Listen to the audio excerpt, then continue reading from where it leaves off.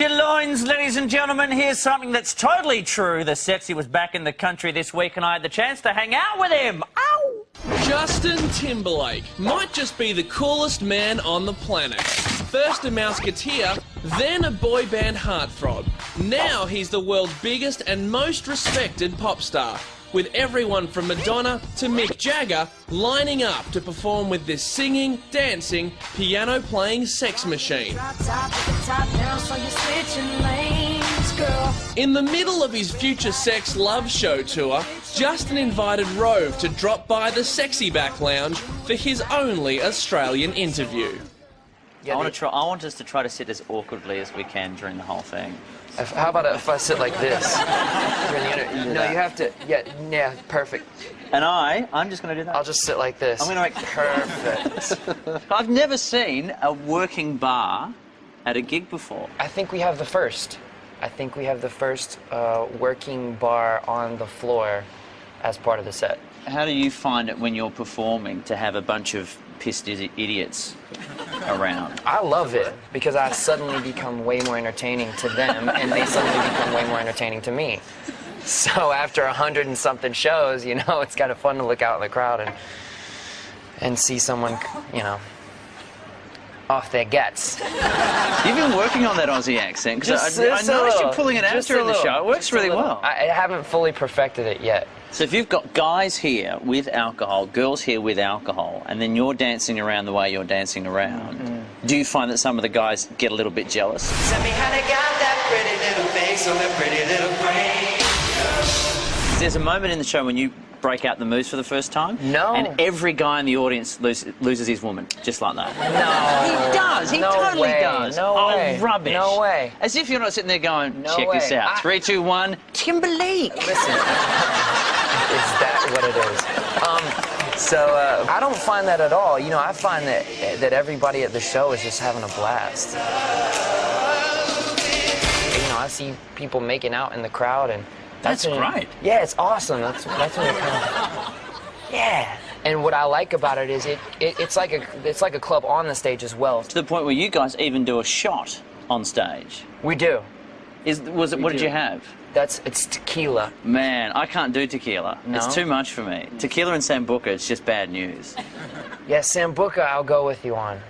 I had a really bad experience with Jägermeister as well. That's dangerous. I'll never go there again. That's dangerous. You've cancelled a gig before from being hungover, haven't you? That's not true, okay? Oh, no, that's... Oh, you've ruined it. That would have been a great I know. Well, story. I could have kept this. this... Here, I hear someone say, couldn't do the show, you say, oh, it's sick, personal thing. Well, no, I was hungover. You rule the planet. This was a lesson actually in my sarcasm getting the best of me. I rescheduled some shows in the Bay Area in California, and as it turned out, I had just gotten to where I couldn't sing anymore. I just really overworked my voice. So I came on stage and I sort of just made a joke about it. I was like, you know, they said I canceled these gigs because I was hungover. Well, I was hungover, and I just kind of left it out in the air. I thought it was funny at the time, and then the next thing I know, I got a call from my publicist like, you can't say that. Do you hate that? Not being able to make a joke? Because you're a funny guy. If you couldn't get away with making a quip and I'll have continue to make your publicist's life a nightmare. You know, I mean, I'm having fun. And although it does become, you kind of have to laugh at that because people do take you literally. A lot. All the time. Yeah. No, people do take you literally. You mean you make a joke and jest and complete sarcasm, and people are like, he really is mean. Can't believe. So, you know, you do. I think you don't want. I don't want to go around the world people thinking I'm, you know, a drunk. A drunk. Although that's halfway true. That part's okay. Let's use that. See, that part right there will become... But I don't care. I mean, you can't... I don't think you can worry about what people are saying or thinking or... You know, I mean, for the most part, I'm just worried about... I don't want to embarrass my family any more than I already have, so... So, do your family come to your gigs? You know what's so funny? They've seen my show, so it's really not about my show anymore. My family just looks at it as an opportunity to go on vacation. So they're like, you're going to be in Australia? Well, we're going to come to Australia.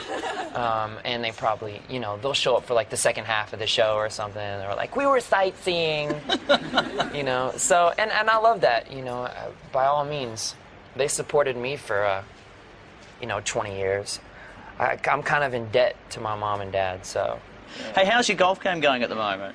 It's all right. It's all right, you know. What are our courses like here? Are they any good? They're really good.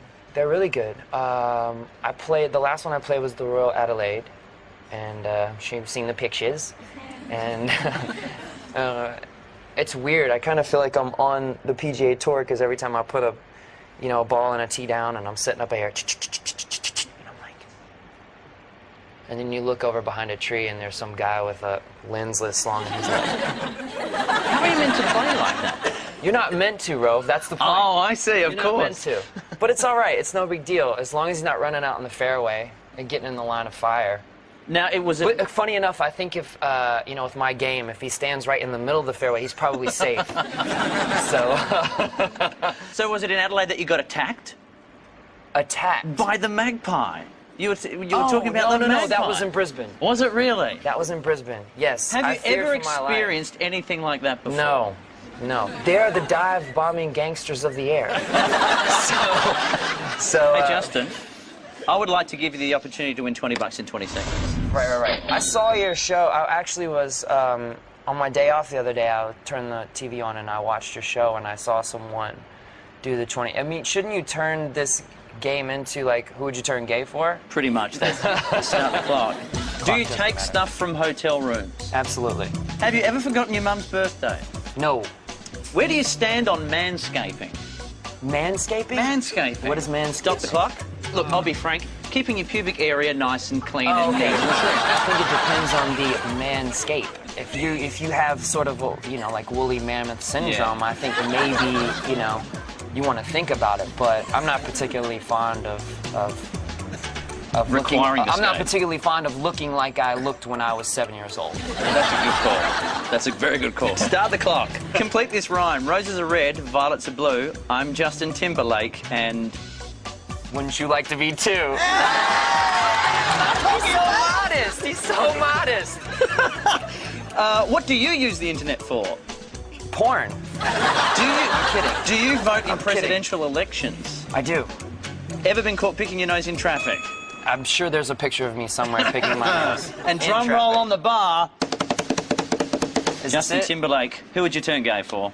I think a lot of people would expect me to go with a Clooney. Yeah. Or Brad Pitt. Yeah. But I'm going to throw you for a loop. I'm going to say Andy Samberg. In the costumes from... Particularly in the costumes, but I think mostly just because I'm way bigger than Andy, and I just don't want there to be any confusion on who the alpha is. Nice job. It's very crinkled, but take it anyway. Hey, Justin Timberlake. I work hard for the money. Thank you very much. Thank you, A pleasure. man. All right. Next time I'll come to the studio. Come hang. Dance on the bar. Yes, indeed. I should point out, just in case you're trying to work out who Justin was talking about there, this is who he would turn gay for. Andy Samberg is the guy's name. He's a comedian from Saturday Night Live, and late last year, he and Justin got dressed up like this to perform a song called Dick in a Box.